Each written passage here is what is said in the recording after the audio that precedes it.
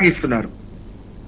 అలాగే కవిత గారు మనం చూస్తున్నాం, తన పెళ్ళైపోయిన తర్వాత తను చిన్న బాబుని ఎత్తుకొని నేను 20 ఏళ్ల క్రితం ఇవాళ పార్టీలోకి వచ్చాను, ఉద్యమంలోకి వచ్చాను అంటే, ఈ కాలంలో ఒక నాయకుడికి ఒక నమ్మకమైన ఒక బిడ్డ అంటే సొంత మరదలి కొడుకు తను రాజ్యసభ ఇస్తే ఆయన ఢిల్లీలో పోయి పర్ఫామ్ చేయాలనో, లేకపోతే ఇక్కడ ఉండే సమస్యలని, ఆయన కష్టాన్ని, ఆయన నిజాయితీని చూసి కేసీఆర్ గారు ఆయనకు అవకాశం ఇచ్చిండు.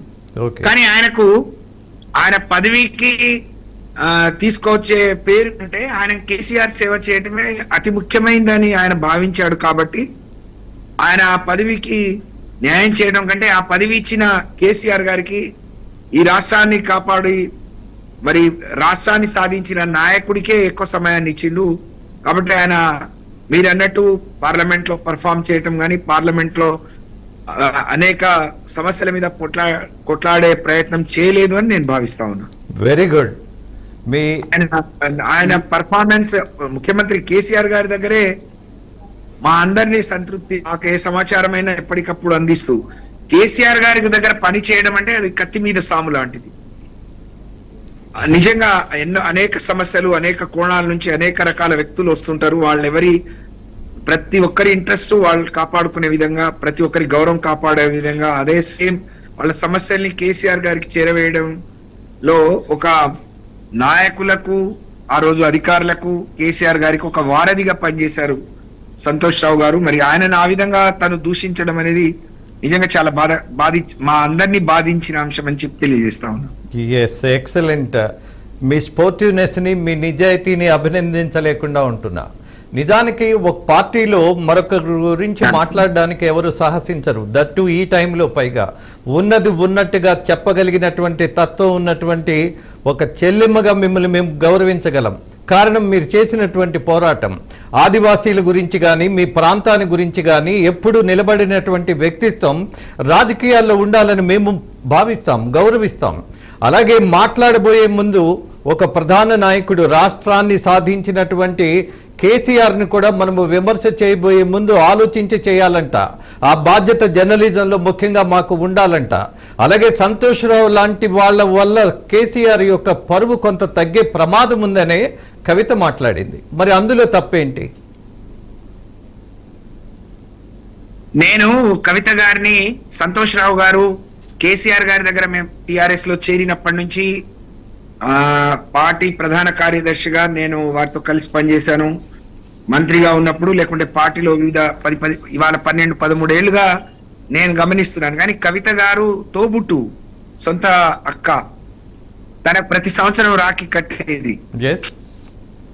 నిజంగా సంతోష్ రావు గారు తప్పులు చేసినా, సంతోష్ రావు గారి వల్ల తనకి ఇబ్బంది కలిగినా, ఎంతైనా తను కన్నబిడ్డ, అందులో ఆడపిల్ల, కేసీఆర్ గారి మానస పుత్రిక తను. కేసీఆర్ గారు అత్యంత అభిమానించే, అంటే తండ్రికి ఎట్లుంటది అంటే మగపిల్లల కంటే ఆడపిల్లల రక్షణ పట్ల గాని, వాళ్ళ అన్ని విషయాల్లో ఎక్కువ బాధ్యతగా ఉంటది, ఎక్కువ అపేక్ష ఉంటుంది, ప్రేమ ఉంటుంది, బంధం ఉంటుంది. తనకు చెప్పుకునే స్వేచ్ఛ కూడా ఉండే. 10 ఏళ్ళు పోరాటంలో 10 ఏళ్ళు చూసింది, ప్రభుత్వంలో 10 ఏళ్ళు చూసింది. అప్పుడు రాని సంతోష్ రావు గారి మీద అనుమానం, లేకపోతే ఆయన తప్పుడు మనిషి అనే విషయాన్ని కవిత గారు ఈ రోజు ఎందుకు చెప్తున్నారనే విషయాన్ని చెప్పాలని నేను కోరుతా ఉన్నాను. పక్కనే ఉండే తల్లికో తండ్రికో మరి ఈ రోజులు సంతోష్ ఎందుకు చెప్పలేకపోయింది? ఇవాళ ఇంట్లో మాట్లాడుకోవాల్సిన అనేక అంశాలు, ఇవాళ ఒక తల్లి కడుపున పుట్టిన బిడ్డల్లో తేడా ఉంటే ఎప్పటికప్పుడు సరి చేసుకొని ముందుకు పోతాం. మాకేదైనా ఎవరి ద్వారా, మా పార్టీలో, మా జిల్లాలో ఎవరి నాయకుల ద్వారా మాకు ఇబ్బంది కలిగితే, నేను కూడా ఆడపిల్లగా ఉన్నాను, అనేక మీరు ఇందాక అన్నట్టు సమస్యల మీద పోరాటం చేసే క్రమంలో వచ్చిన ఇబ్బందులు ఎప్పటికప్పుడు మేము కేసీఆర్ గారికి చెప్పుకునే క్రమంలో, కేసీఆర్ గారికి కవిత గారు దూరం కాదు కదా, తను చెప్పొచ్చు కదా. ఆ రోజు చెప్పని విషయాలు ఇవాళ చెప్పింది అని అంటే, తనకు అన్ని మంచి జరిగితే మంచోళ్ళు, లేకపోతే ఇది కరెక్ట్ కాదు అని చెప్పేది చెడ్డోళ్ళు అని తను మాట్లాడటం సరైనది కాదు. అలాగే అన్న మీరు ఇందాక చెప్పారు, నిజంగా నేను ఒక గిరిజన బిడ్డను.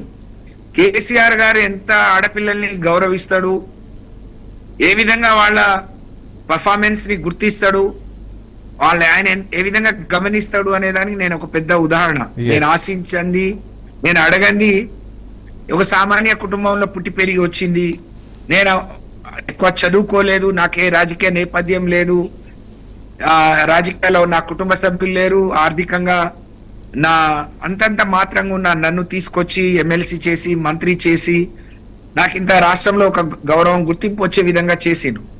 నాలాంటి వాళ్ళు ఆయనకి ఏమి ఇచ్చినా రుణం తీర్చుకోలేమని, ఈ జన్మంతా ఆయనతో ఉండాలని అనుకున్నప్పుడు కవిత గారికి ఏదైనా మనసు నొప్పించి ఒక చిన్న పని జరిగినా, ఒక సంఘటన జరిగినా దాన్ని మనసులో పెట్టుకోవాలి. కానీ తనకు జన్మనిచ్చి నా పెళ్లికి మా నాన్న ఎంత కష్టపడ్డాడో, ఇబ్బంది పడ్డాడో నేనే స్వయంగా చూశాను అని కవిత గారు చెప్తారు. నిన్న కూడా చెప్పారు.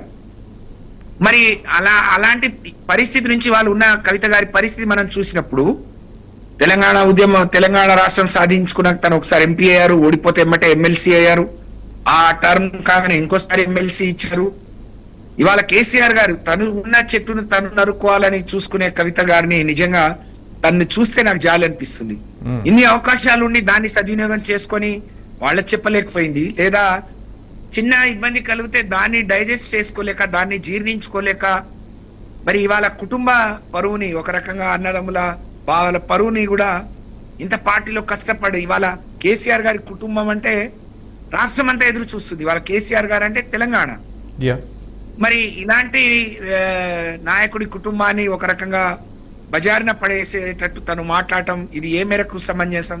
కవిత గారి చర్యలు ఈ రాష్ట్రంలో ఉండే అన్నా చెల్లెళ్ళ అనుబంధం, లేకపోతే అక్క తమ్ముళ్ళ అనుబంధాన్ని, లేకుంటే బావ మరదళ్ళ అనుబంధాన్ని శంకించే విధంగా, అనుమానపడే విధంగా సమాజం. ఎందుకంటే వాళ్ళని చూసి చాలా మంది కేసీఆర్ గారి వాళ్ళ ఈ వయసులో కూడా వాళ్ళ అక్కల రాఖీ కట్టించుకుంటారు, వాళ్ళ కాళ్ళు మొక్కి ఆశీర్వాదం తీసుకుంటారు. అంత మంచి కుటుంబంలో పుట్టిన తాను అదే ఒరవడిని కొనసాగిస్తుంది అనుకున్నాం. కానీ you are the right person. I think నేను అడిగే ప్రశ్నకు సమాధానం మీరే చెప్పగలరు. కేసీఆర్ గాని, కార్యనిర్వాహక అధ్యక్షుడిగా ఉన్న కేటీఆర్ గాని ఏదైనా పార్టీలో కొన్ని వ్యతిరేక కార్యక్రమాలు జరుగుతున్నప్పుడు అది గమనించినప్పుడు మీలాంటి వాళ్ళు వెళ్ళి చెబితే వినే పరిస్థితి ఉంటుందా? జనానికి తెలియాలి, అందుకు అడుగుతున్నాం నాకంటే ముందు. తప్పకుండా ఫస్ట్ వారు ఆడపిల్లల్ని చాలా ప్రొటెక్టివ్ గా, చాలా బాధ్యతగా చూస్తారు. వారు ఇచ్చే ప్రియారిటీ నాయకులుగా మాకే కాదు, ఈ రాష్ట్రంలో మహిళలకి కేసీఆర్ గారి ప్రభుత్వంలో ఎంత గొప్ప ఊరడింపు జరిగింది. ఒక ఒంటరి మహిళ పెన్షన్ లాంటి, ఒక షీ టీమ్ లాంటివి.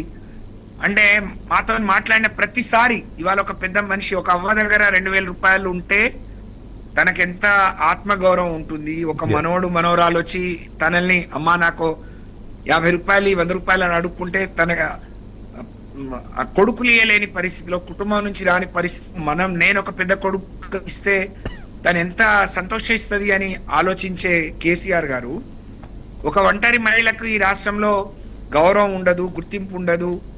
మరి ఒక భర్త చనిపోయి విడోగా ఉంటే అంతో ఇంతో గౌరవం ఉంటుంది, సానుభూతి ఉంటుంది. ఇలాంటి వాళ్ళని ఎవరు గౌరవించరు. మరి ఇలాంటి వాళ్ళని కూడా మనం ఆదుకోవాలని ఆలోచించిన వాడు. లేదా ఇవాళ దేశంలో ఎక్కడి లేని విధంగా ఈ హైదరాబాద్ లో ఉండే ఆడపిల్లలు కానీ, రాష్ట్ర వ్యాప్తంగా ఆడపిల్లలు ఒక తన తల్లిదండ్రులతో ఉంటే ఎంత రక్షణ ఉంటుందో, కేసీఆర్ గారి ప్రభుత్వంలో కూడా వాళ్ళకి అంతే గొప్ప రక్షణ కల్పించడానికి ఆయన షీ టీమ్స్ కావచ్చు, భరోసా కావచ్చు, ఇలా అనేక కార్యక్రమాల ద్వారా వాళ్ళకి రక్షణ ఇచ్చిన నాయకుడు. రాష్ట్రంలో ఉన్న మేము కొద్ది మంది ఏళ్ల లెక్క పెట్టవచ్చు, మాకేదైనా ఇబ్బంది ఉంది అని అంటే అసలు ఆ ఇబ్బంది రాకుండానే ఆయన చూస్తాడు. మా వల్ల ఎవరి వల్ల మాకు ఇబ్బంది ఉందంటే ఆయన ముందే ప్రొటెక్ట్ చేస్తాడు.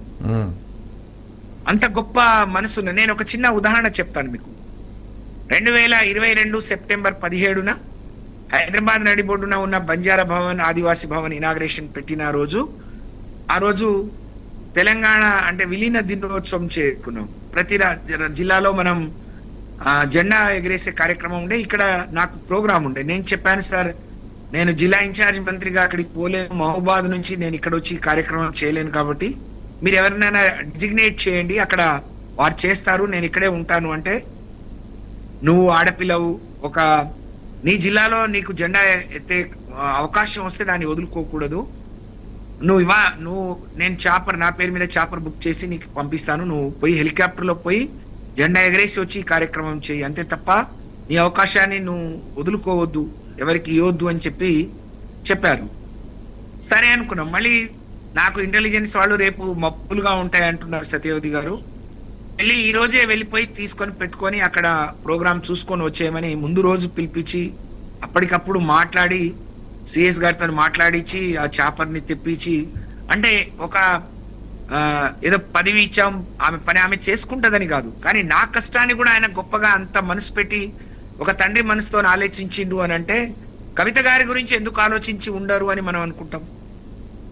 ఆమె కష్టం వస్తుంది అని అంటే ఆయన గుర్తించలేనంత ఇది కాదు కదా. ఈ రాష్ట్ర ప్రజల అవసరాలు తెలుసుకొని రాష్ట్ర ప్రజల కష్టాలు తీర్చిన వాడు, సొంత బిడ్డ కష్టం ఉంటే ఆయన కష్టపెట్టే వాళ్లను ఉపేక్షిస్తాడా, బిడ్డను వదిలేసుకుంటాడా? ఇవాళ ఆయన ఈ నిర్ణయం తీసుకున్న ఆయన మనసు ఎంత క్షోభకు గురి అయి ఉంటది.